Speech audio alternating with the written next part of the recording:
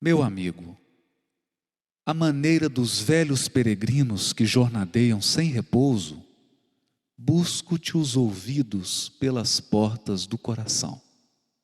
Senta-te aqui por um momento. Somos poucos junto à árvore seivosa da amizade perfeita. Muitos passaram traçando-te o caminho. Visitaram-te muitos outros, compelindo-te a dobrar os joelhos perante o céu. Não te imponho um figurino para atitudes exteriores. Ofereço-te o lume da experiência. Não te aponto normas para a contemplação das estrelas.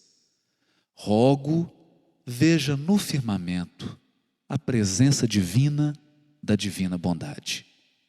Trago-te apenas as histórias simples e humildes que ouvi de outros viajores. Recebe-as, elas são nossas.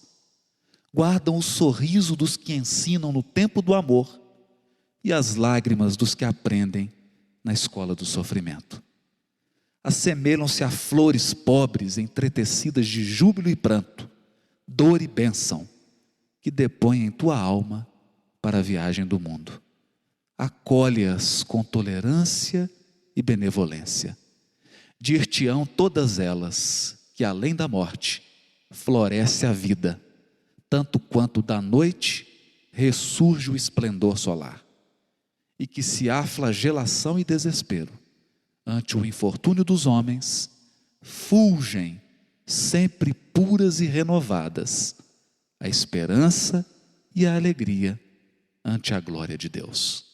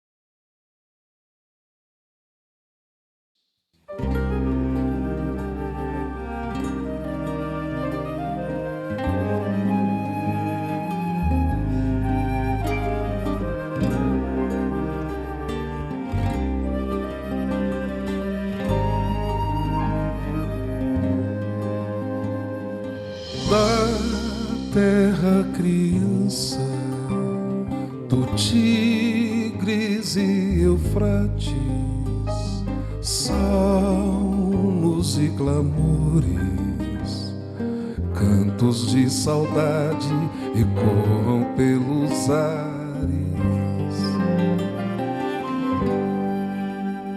O orgulho e a indolência causaram os exílios e o aguilhão na consciência tenta explicações. Capela chora aos filhos que Opisquefre, miquerinos, são presentes despedidas de itinerantes capelinos,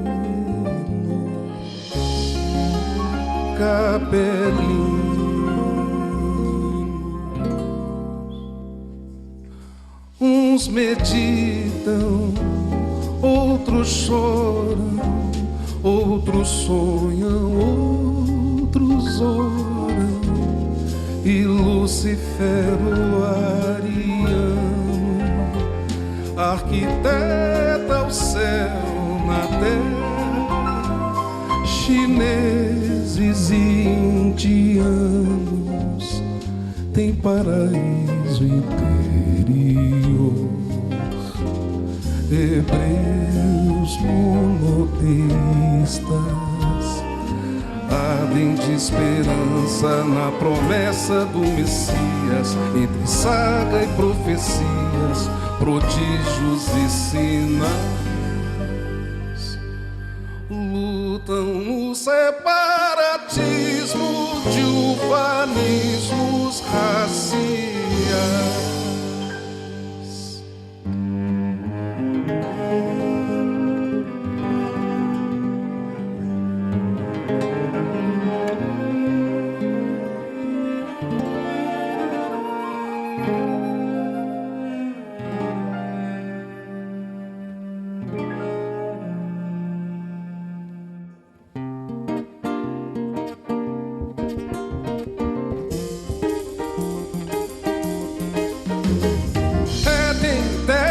Prometida, cartas de suor e sangue, quais rangeres e gemidos de crentes e incréus. Mas a carta viva desce no mapa da virtude, a terra resplandece. Mas a carta viva desce no mapa da virtude, a terra resplandece. Venha ela, o vosso reino será nela, qual no céu. Venha ela, o vosso reino será nela, qual no céu.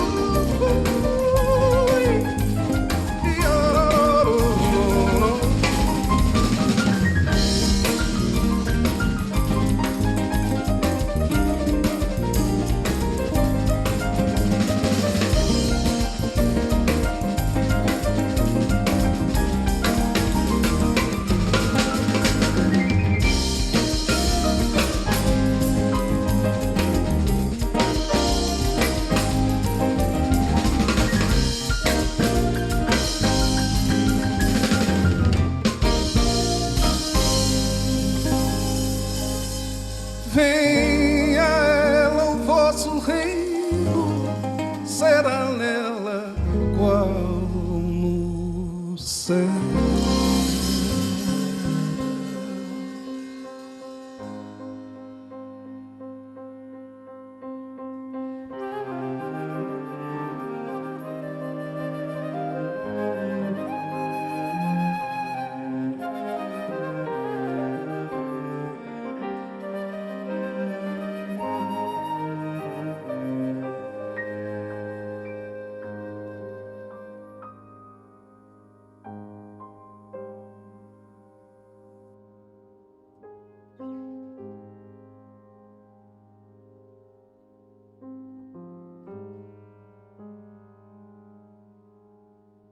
Vastidões de beleza intraduzível, fulgurações entre cósmicos flagelos, ideações e fúlgidos castelos, onde mora a beleza indefinível. Ansiedades trágicas supremas, na formação das grandes nebulosas, transubstanciações misteriosas, gerando os organismos dos sistemas. Focos de potentíssima atração, as moléculas e átomos dispersos nos elementos de elaboração de grandiosos e lindos universos. Luminosas esteiras de cometas, formosos em elipses prolongadas, graciosas figuras de planetas emergindo das cósmicas camadas. Meteoros celestes deslumbrantes, nas excelsas alturas transcendentes, onde vibram os sóis incandescentes, asteroides e estrelas fulgurantes. Intensidade bela de harmonia, que agora sinto, vejo e que percebo. Grandiosidades do que não concebo, nos apogeus das hiperestesias. e, sobretudo, emanam das esferas os equilíbrios das imensidades, o eterno canto de sublimidades, clarões de luzes nas atmosferas. Sobre todas as coisas assombrosas, fluidos e criações de pensamentos, todas as maravilhas e portentos, há uma luz entre as luzes mais radiosas. É o clarão poderoso, indestrutível, que vem das profundezas do passado. Há a luz de Deus, há a força do incriado, na exteriorização indescritível. Capelinos itinerantes e peregrinos, nessa tarde, nós falamos para a tua alma.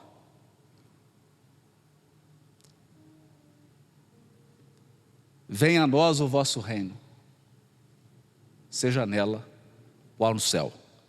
Bem-vindos ao seminário A Caminho da Luz. Meus amigos, boa noite para todos. É com muita alegria que nós comparecemos mais uma vez, mais um ano, no Grupo Bezerra de Menezes. Essa poesia que foi lida está no Parnaso de Além Túmulo e é do Augusto dos Anjos.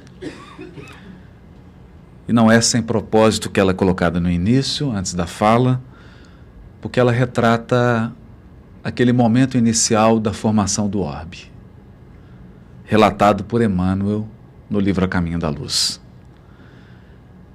A nossa tarefa hoje é a tarefa de alguém que faz propaganda de um livro. Nós viemos aqui pontuar algumas frases, alguns temas, mas na verdade o nosso desejo é de que todos nós possamos fazer um mergulho nessa extraordinária obra.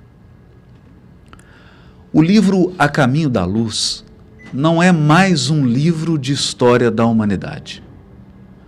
O próprio benfeitor Emmanuel registra no prefácio da obra: a história da humanidade está catalogada nos livros de história.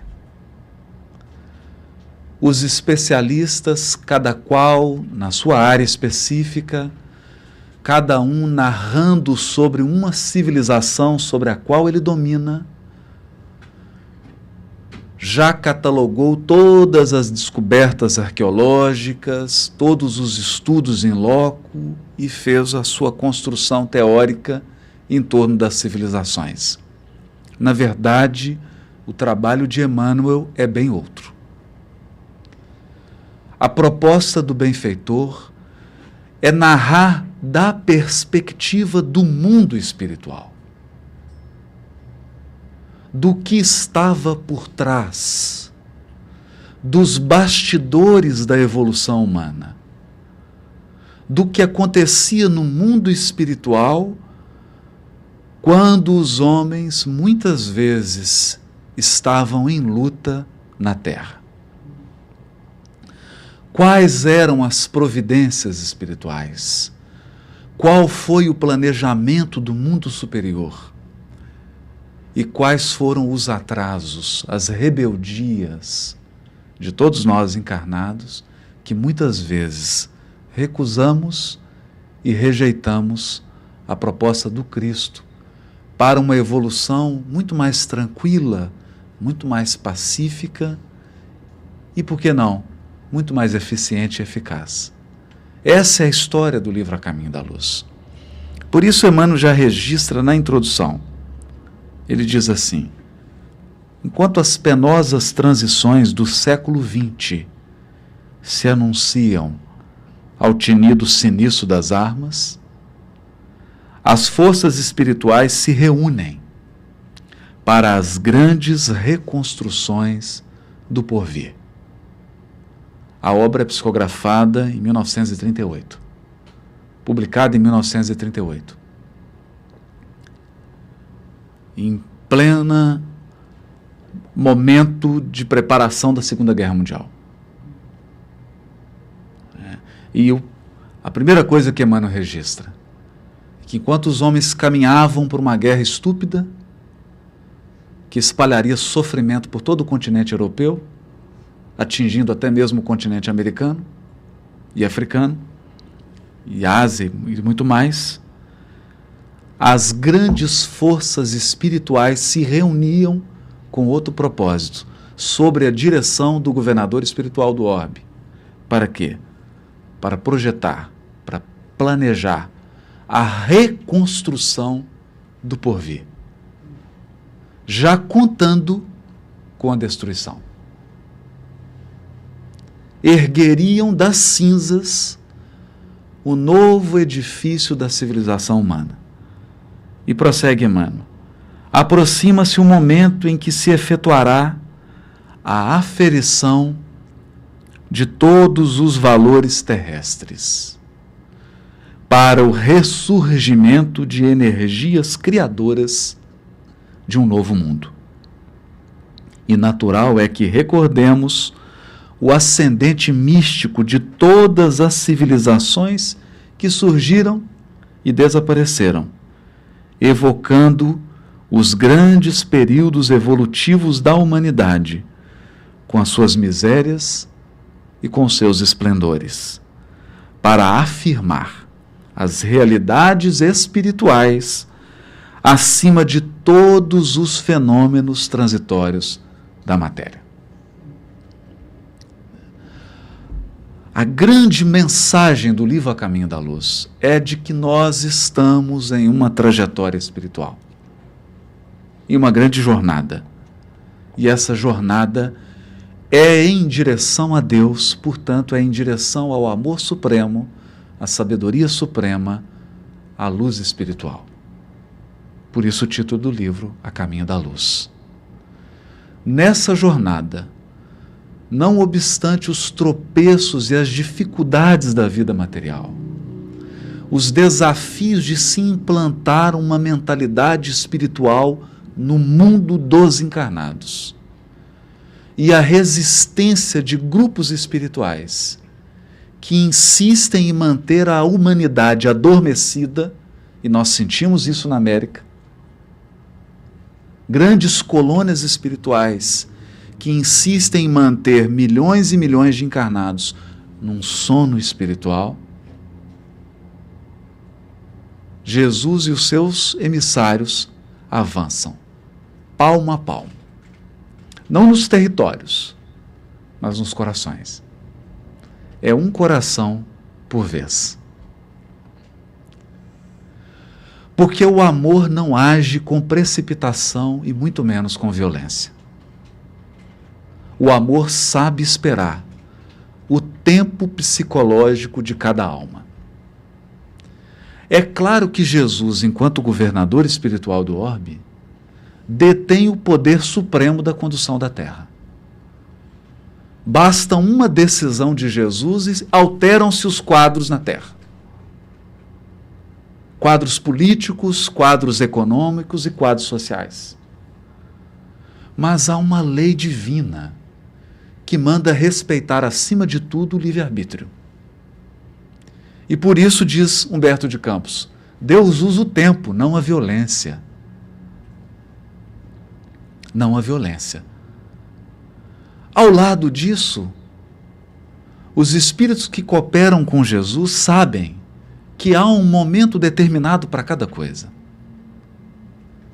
A evolução também tem seus ciclos. E quando chegado o ciclo, quando chegado o tempo certo de renovação, a renovação se instaura, apesar da má vontade de alguns.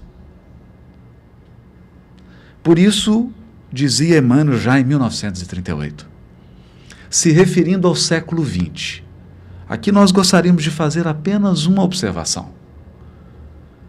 Emmanuel não utiliza palavras em vão. E os historiadores medem os séculos de maneira diferente. Nós medimos século por uma contagem puramente aritmética. Então, muitos acreditam que por termos entrado em 2001, nós já estamos no século XXI. Mas do ponto de vista da análise dos historiadores, não é bem assim. O século XIX durou muito mais do que 100 anos. E o século XX, nós ainda estamos nele. Nós ainda não penetramos no século XXI. Nós ainda vivemos resultados da Segunda Guerra Mundial. Nós ainda sofremos consequência da queda do Muro de Berlim. A civilização humana ainda está no trabalho com aspectos que são típicos do século XX.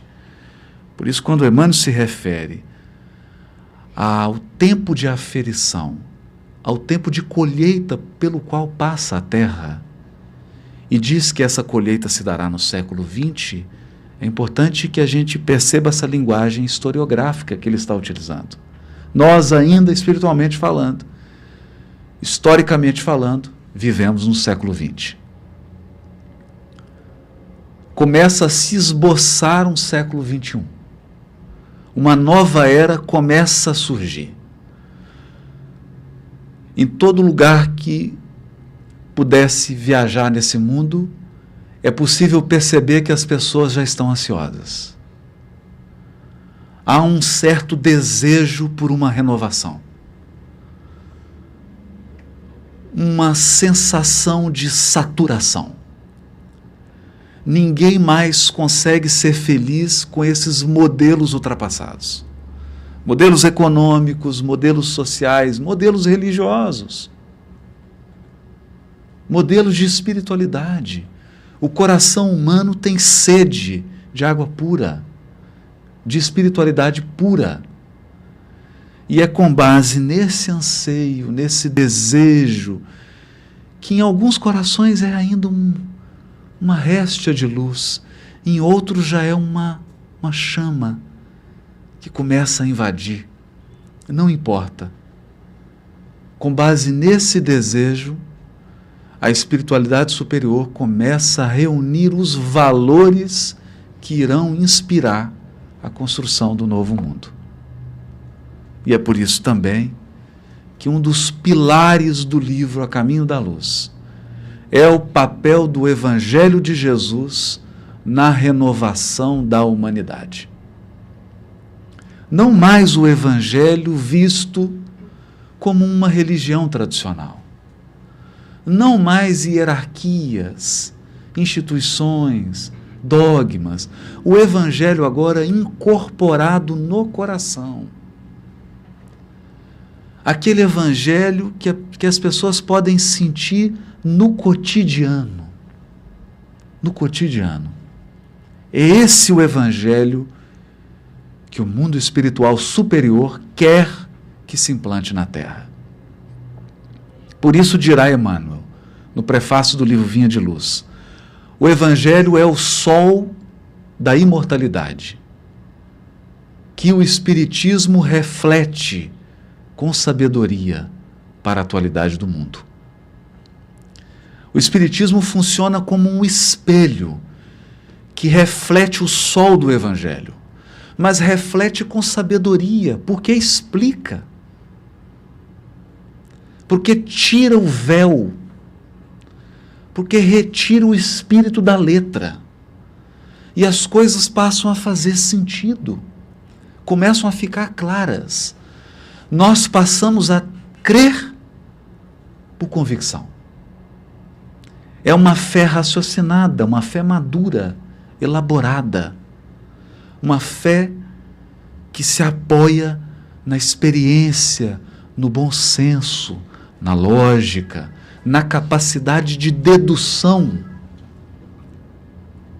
Essa é a fé raciocinada. Esse é o Evangelho esclarecido e o Evangelho vivido. Feitas essas considerações, Emmanuel, no capítulo 1 dessa obra, traz uma revelação extraordinária. E aqui nós temos que dizer, o livro A Caminho da Luz é, na verdade, uma interpretação de toda a Bíblia. Toda a Bíblia. A Bíblia começa com o livro Gênesis de Moisés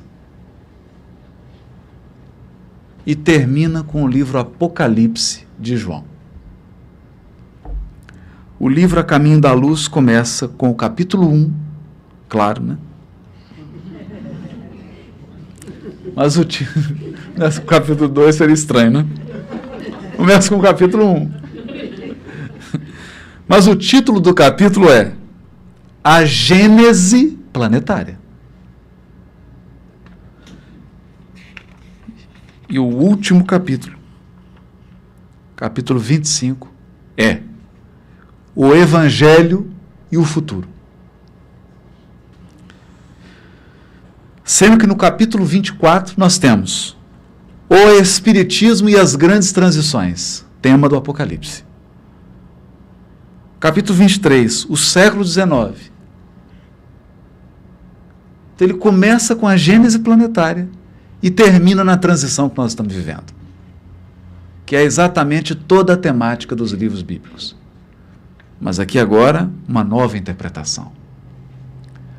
Uma interpretação que tira o espírito da letra. Eu vou dar um exemplo, apenas um, para que a gente entenda a dádiva que foi Francisco Cândido Xavier ter psicografado essa obra. E o que representa o benfeitor Emmanuel na divulgação do Espiritismo no mundo. O livro Gênesis de Moisés começa com uma frase que todos sabemos de cor. No princípio criou Deus os céus e a terra. É assim que começa. É assim que tudo começa. E como termina? Termina com o capítulo 21 de Apocalipse dizendo: e eis que surgiu um novo céu e uma nova terra. Está tudo harmonizado. Tudo harmonizado, uma sequência perfeita, do primeiro ao último livro. Mas há um detalhe no original que escapa nas traduções. Se você tomar uma tradução da Bíblia em espanhol ou em português e inglês, não importa.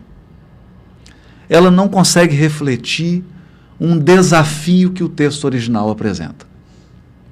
O primeiro versículo da Bíblia diz assim: no princípio criou Elohim os céus e a terra. Ora, Elohim é Deus no plural. Porque em hebraico Deus no singular é El. Em árabe, Allah. El. Elohim é plural. Como? Como que um texto que quer divulgar o monoteísmo, no primeiro versículo, exatamente o versículo que fala da criação, usa a palavra Deus no plural?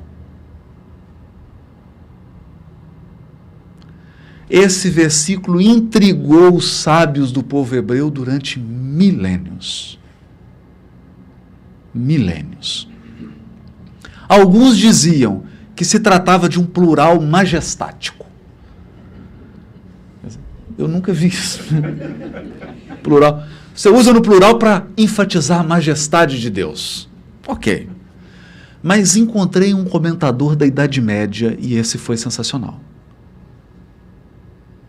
Ele diz assim: está no plural.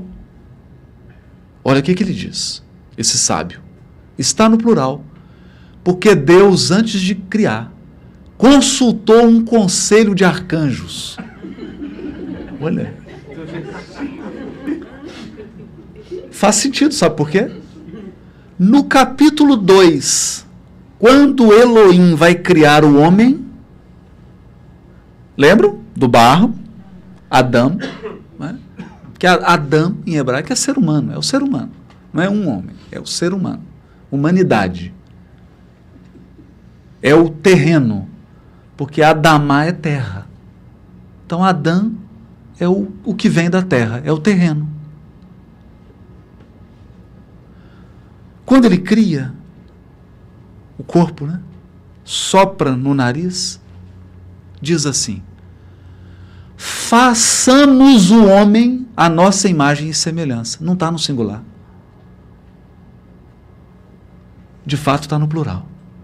façamos o homem à nossa imagem e semelhança.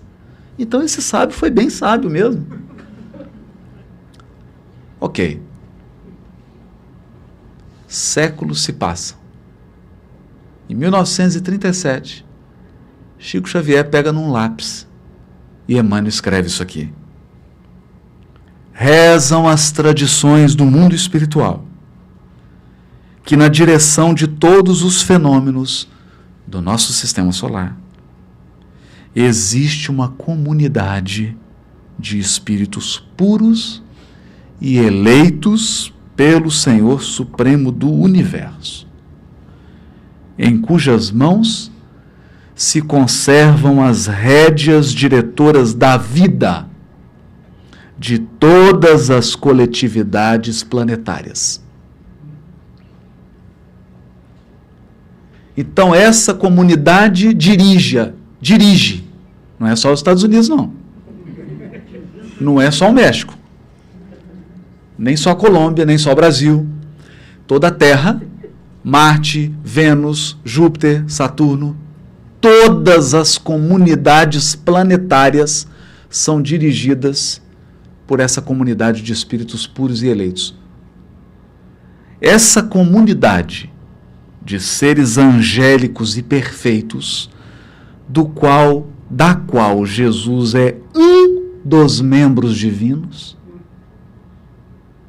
um dos membros, ao que nos foi dado saber, olha a humildade do Emmanuel, ao que nos foi dado saber, apenas já se reuniu nas proximidades da Terra para a solução de problemas decisivos da organização e da direção do nosso planeta, porque eles resolvem problemas dos outros também, planetas do sistema.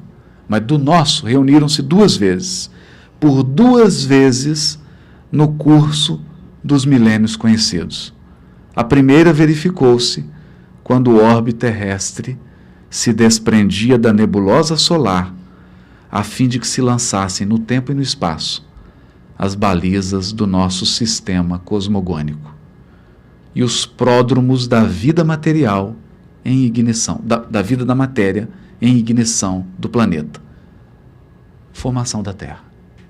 Exatamente o que está no Gênesis. Então quem é Elohim lá do Gênesis? É a comunidade de espíritos puros. Eles são os Elohims. Os hindus chamam de devas. Platão chamava de os demiurgos. Demiurgos, os seres responsáveis pela formação das estrelas. Todas as tradições identificaram esses seres. Porque eles são seres para lá de angélicos. Alguém poderá imaginar assim, mas onde que o Emmanuel tirou isso, né? E para ninguém ficar, só para terminar aqui, para ninguém ficar cheio de curiosidade, né? Qual foi a segunda vez, né? A segunda vez, quando se decidia a vinda do Senhor à face da terra, trazendo à família humana a lição imortal do seu evangelho de amor e redenção.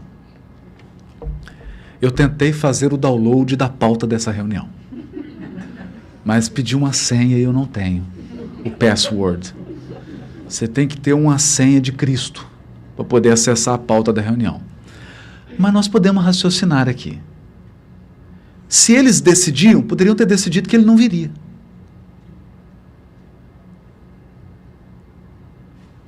Poderiam ter mandado alguém.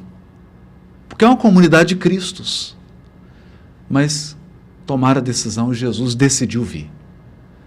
Decidiu vir. Bom, se ele decidiu vir, primeiro assunto da pauta. Quem que assumia a governança da Terra enquanto ele estava aqui encarnado? Entendem a dimensão disso? Mas alguém poderá pensar assim, será que Emmanuel trouxe uma informação nova? Não trouxe. Ele desenvolveu. A informação já estava na Revista Espírita, 1862, mês de fevereiro. Num conjunto de mensagens catalogadas por Allan Kardec, onde o espírito Lacordaire Lamennais explicam o que é um Cristo. Eles dizem assim: no mais alto grau da escala dos espíritos puros. Quando eu li isso, eu desanimei, porque eu já estava... É porque eu já estava traumatizado, eu vou dizer por quê. Eu tenho 20 anos de serviço público. E eu já estava calculando a minha aposentadoria. Aí alterou no Brasil a lei e eu entrei num regime de transição, né, de adaptação. Piorou um pouquinho, mas pelo menos não é o novo. E eu já estava calculando a minha aposentadoria quando chegasse a espírito puro. Chegar a espírito puro, você aposenta, tem lá uma, né? Recebe direitinho, está aposentado, pronto, né? Acaba. Mas aí vem o Lacordaire, o Lamennais e o São Luís, nessa mensagem, são várias mensagens, eles dizem o seguinte: chegada a espírito puro, começa uma nova evolução. Eu falei, tudo de novo, meu Deus. Mas vamos ficar tranquilos, porque aí já é uma evolução. E no mais alto nível do degrau estão os Cristos. Espíritos crísticos, que são esses espíritos dessa comunidade. E lá diz Lacordaire: Deus transforma esses seres em instrumento da execução da sua vontade no universo. E eles recebem ordens diretas de Deus. Eu disse, eu não, né? Lacordaire. Direta. Não tem intermediário. Direta. E a evolução da Terra é dirigida por essa comunidade de Cristo. Então, por que você está preocupado? Por que está sem esperança? Por que nós estamos perdendo a fé? Tem uma comunidade de Cristos dirigindo esse orbe. Emmanuel no início diz, eles se reuniram para a formação da Terra, planejaram tudo, equipes de anjos para projetar todas as plantas da Terra, todas as flores, todas as espécies animais, tudo calculado, desenho, designer. E você olha, hoje eu estava olhando para um girassol, um sunflower, né? Eu fiquei hipnotizado. Porque eu olhava, eu falei, é perfeito. Quem desenhou isso, quem projetou, está de parabéns. E levou para Jesus e ele olhou. Está aprovado. Essa está aprovada. Pode implementar. Pode implementar. Está aprovado. Mestre, eu trouxe isso aqui, essa espécie aqui, um leão. Ah, tá bonito, mas podia aumentar um pouquinho essa juba para cá, colocar essa cor aqui, puxa isso. Tudo milimetricamente projetado, e ele vai dizer aqui, não sou eu que estou dizendo. Não sou eu que estou dizendo isso. Ele vai dizer aqui, ó. Capítulo 2. Emmanuel vai dizer: sob a orientação misericordiosa e sábia do Cristo, laboravam na terra numerosas assembleias de operários espirituais, como a engenharia moderna, que constrói um edifício prevendo os menores requisitos de sua finalidade, os artistas da espiritualidade... Vou ler de novo. Os artistas da espiritualidade edificavam o mundo das células, iniciando nos dias primevos a construção das formas organizadas e inteligentes dos séculos por vindouros. O ideal da beleza foi a sua preocupação dos primeiros momentos. Sua preocupação no singular. Preocupação de quem? Do Cristo. O ideal da beleza foi a sua preocupação dos primeiros momentos no que se referia às edificações celulares das origens. Então chegava com um projeto lá, Jesus falou, não, está bonito, você pode fazer melhor. Você pode fazer melhor. E é assim mesmo. Eu aprendi isso uma vez com um amigo, né, que já tinha experiência com design, né? Aí o designer fazia um projeto, trazia uma coisa, quando eu olhava assim, dava vontade de chorar, de tão bonito, né? E ele, sério, né? Abria. Eu falei, não estou entendendo, será que ele não gostou? Eu já estou me derretendo de tão bonito. Aí ele virava para a pessoa e falava assim, você pode fazer melhor. Você pode fazer muito melhor. Aí eu vinha na outra semana com um negócio mais bonito ainda. Então ele estimulava, levava até o limite. E assim Jesus, né? Com a sua equipe angélica, projetando cada flor, cada espécie biológica e cada célula, já prevendo, já antecipando o que seria essa extraordinária obra de arte que é o corpo humano.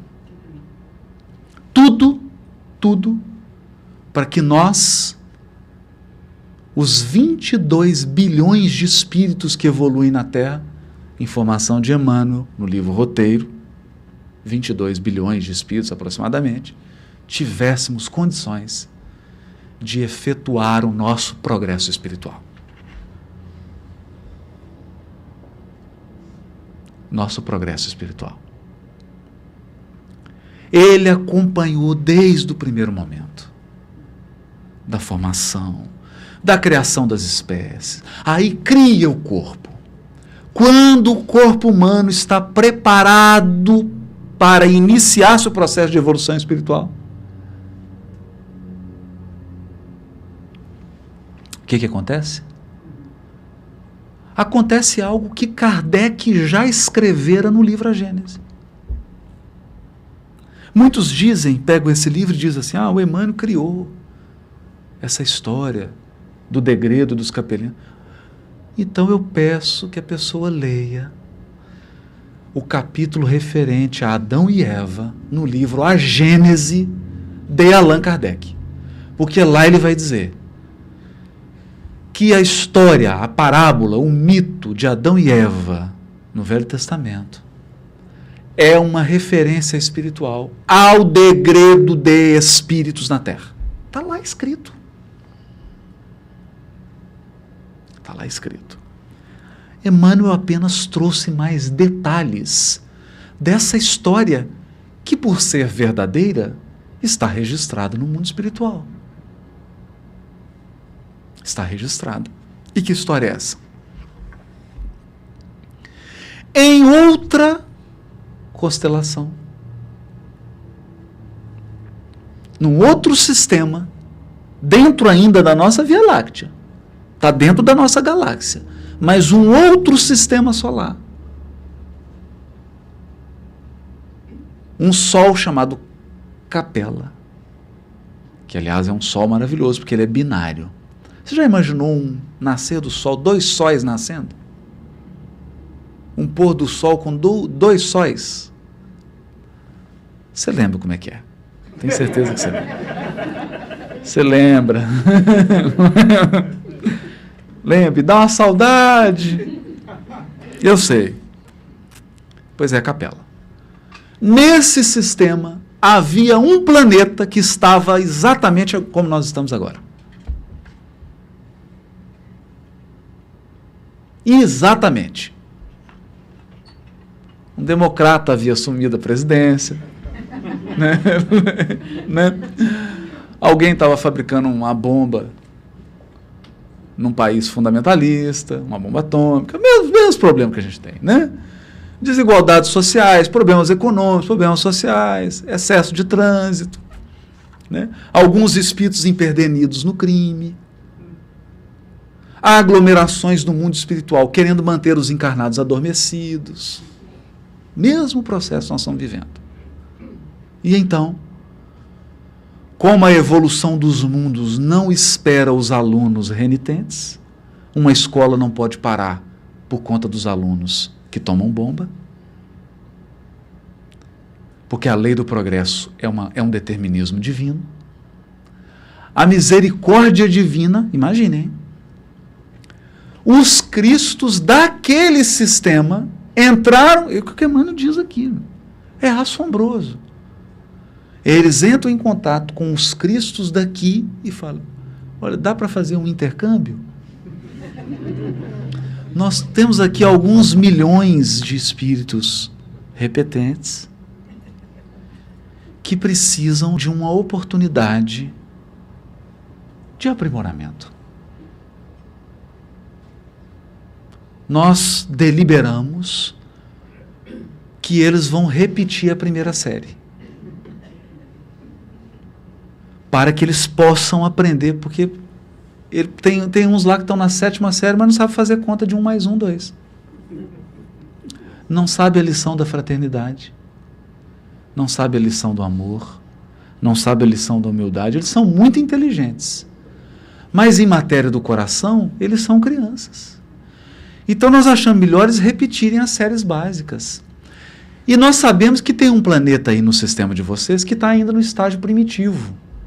Tem a Terra. Está mesmo, está no estágio primitivo. Tá. E qual que é o Cristo que governa? É Jesus. Você pode receber? Imagina. Sabe o que Emmanuel diz? Jesus recebe todos eles numa assembleia, conversa.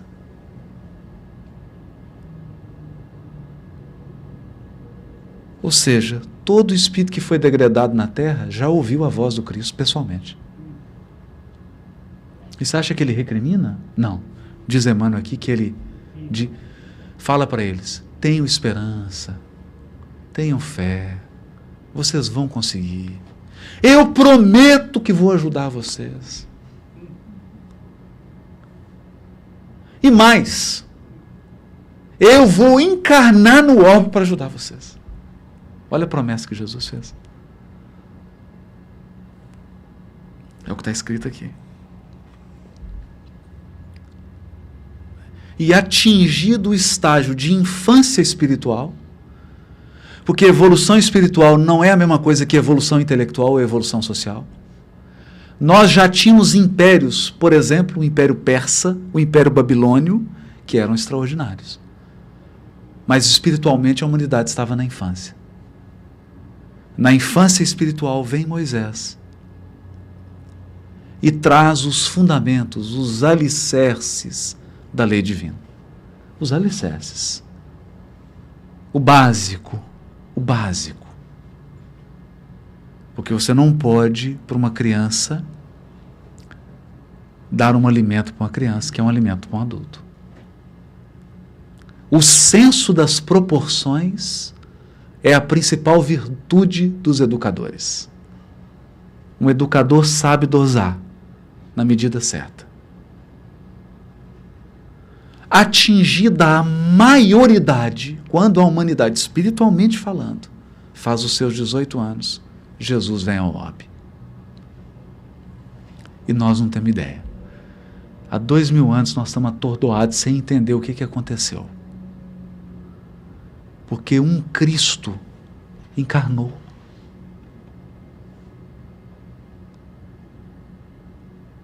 Um membro dessa comunidade veio até nós. Tomou um corpo como o nosso para provar que é possível.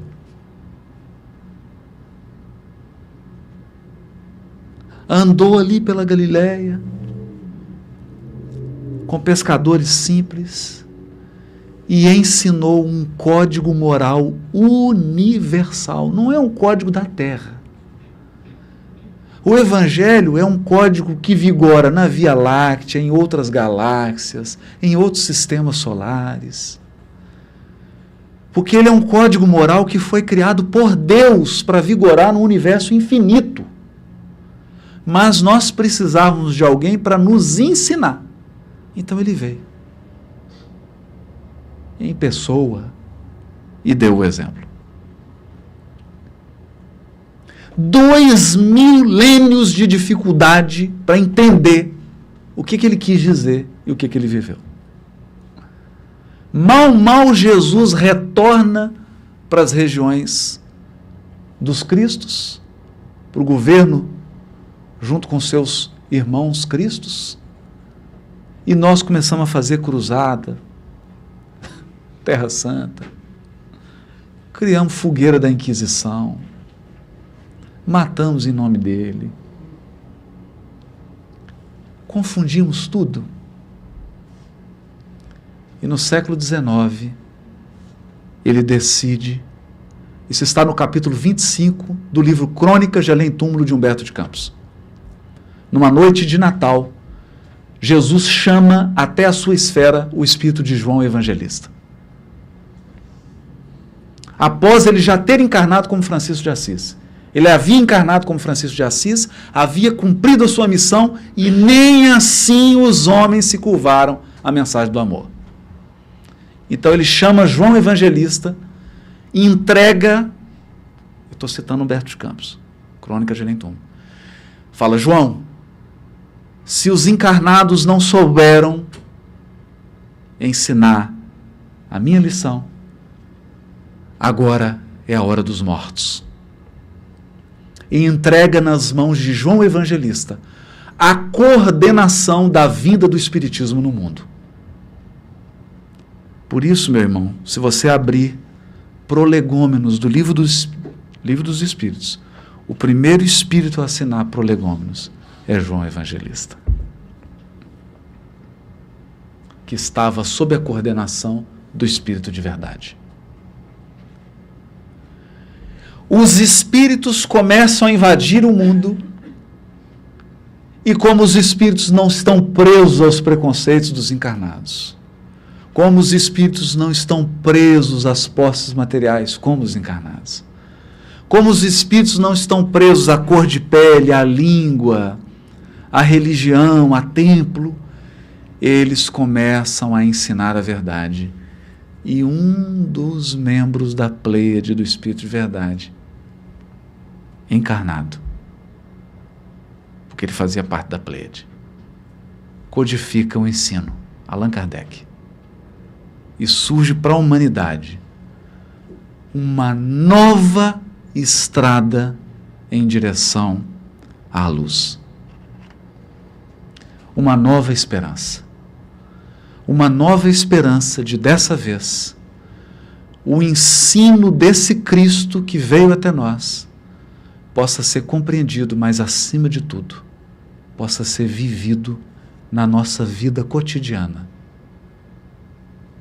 para que a gente consiga, enfim, de uma vez por todas, edificar o reino de Deus no nosso coração, alcançar a nossa autonomia espiritual. Porque evolução é autonomia, é engrandecimento próprio. E esse trabalho não se faz sem a compreensão, sem sentir e sem viver o Evangelho do Cristo, desse membro da comunidade que nós conhecemos pelo nome de Jesus. E assim o Espiritismo avança sem violência, sem pressa, mas com muito senso de responsabilidade, um coração por vez, dizendo simplesmente para os encarnados: você é muito mais do que o seu corpo. Você é filho de Deus. E lembrando os encarnados o que os Cristos disseram quando criaram a forma humana: façamos o homem à nossa imagem e semelhança. Então há um Cristo dormindo dentro de cada um de nós. O que eu poderia dizer a não ser a caminho da luz? Muito obrigado. Boa noite.